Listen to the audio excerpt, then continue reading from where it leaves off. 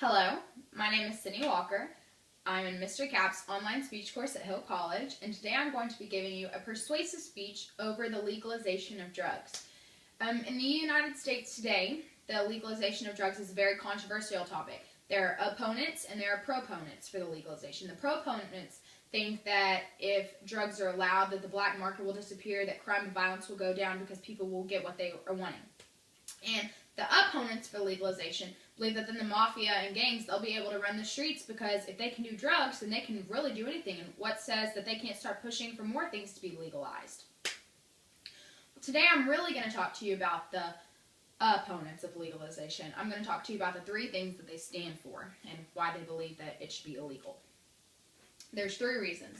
First off, drug and crime are related. The next thing is that medical marijuana is really not necessary. And the last thing is that it is an increasing public health concern. Alright, first things first. Drugs and crime. Gangs would live off of other crimes if marijuana and everything else was legal. There's all kinds of things they could still do. Prostitution.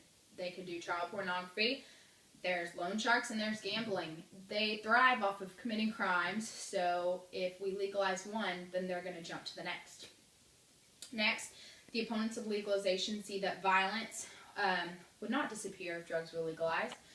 Well, the DEA says that 6 times as many homicides are committed by people under the influence. Drugs lead to stupid things and bad decisions. The Bureau of Justice also said that in 2008, 40% of the U.S. crime was drug-related. Another survey done by the Bureau was in state prisons, and 83% of the prisoners admitted to having done drugs sometime in their lifetime. So if most of the people in prisons had done drugs, where do you think drugs will, and people will end up after doing drugs? Not good places. The second topic is medical marijuana is not necessary. Long-term marijuana can cause addiction. The medical marijuana is really not the same thing as marijuana. I mean, it's still the marijuana plant, but it's a hybrid plant, so it makes it faster so they can produce more.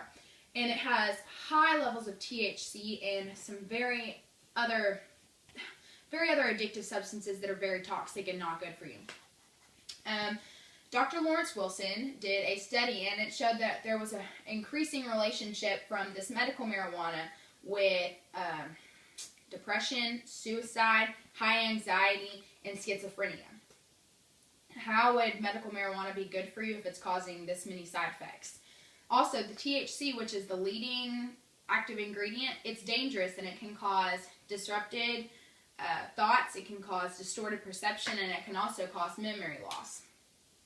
Next thing, medical marijuana is basically a backdoor for pot smoking in some of the states that it's already legal.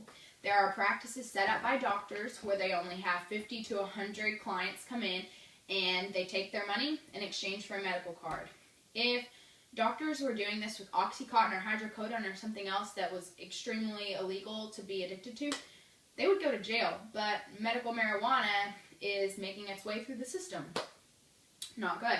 Medical marijuana also did not have to undergo the same scientific process and the same human testing that most drugs have to go through. So how can this be good for the public health if they basically use politics and laws to get it out to the medical world? Many people don't even agree with it. American Medical Associations, the American Glaucoma Society, the American Cancer Society, and the American Academy of Ophthalmology all have rejected it as a medicine. So why should we be using it if the biggest companies say it's not good for you? The last thing is that marijuana is a major public health concern. Health industries would be overwhelmed and the health care would be driven to great cost. There would be more drug use, there would be more AIDS patients in the hospitals, and there would be more illnesses from addiction. There's already so many medicines out there that are addictive. Why would we add another one to the process? To the society? I mean, it's just not good for society. Why would we want more people to be able to be addicted and to be under the influence, to be able to act in inappropriate ways? Legalizing it would also increase ER visits, ambulance calls. There'd be more police and firemen having to show up on scene for overdoses or dangerous activity that was happened while they were under the influence. The ONDCP also said that in 2002, healthcare costs due to illegal drugs was up to $52 billion. That was only in 2002. Drugs have increased so much in the past few years. And imagine what it would be like if they were legal and anybody could try them. Also, drugs are illegal for a reason. You want to know why? Because your heart rate increases 60% after using it. In the first hour, you're extremely susceptible to a heart attack. Also, the marijuana smoke contains carcinogens, and it messes with your epithelial cells, and that can result in cancer. It also interferes with your social behavior and your professional behavior. People at jobs, if they work with someone who smokes, they tend to notice that they are tardy a lot, or they are absent from work, and they lack responsibility and cause accidents in the workplace. I really feel that there's more needs not to legalize drugs than there are to legalize it. It's your own business if you want to take part in the drugs, but as a society, I think it would overwhelm us and not be good for us.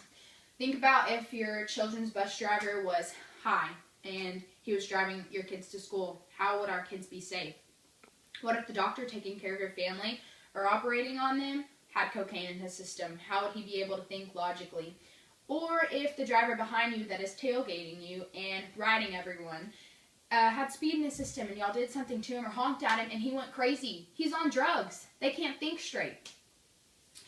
My favorite quote about why drugs should be illegal is by Joseph Califano, and he was a member of President Johnson's cabinet, and he said that drugs like marijuana and cocaine are not dangerous because they're illegal because they're dangerous. All of these facts and statistics show why drugs are bad for the brain and why kids have been taught since they were little not to do drugs, say no to drugs, Red Ribbon Week, all these things. We're not standing for them anymore. There's way too many reasons why drugs are bad for us to let them be legalized. I hope I've helped show you some reasons why we should be against drugs, and I hope I've helped persuade you today. Thank you.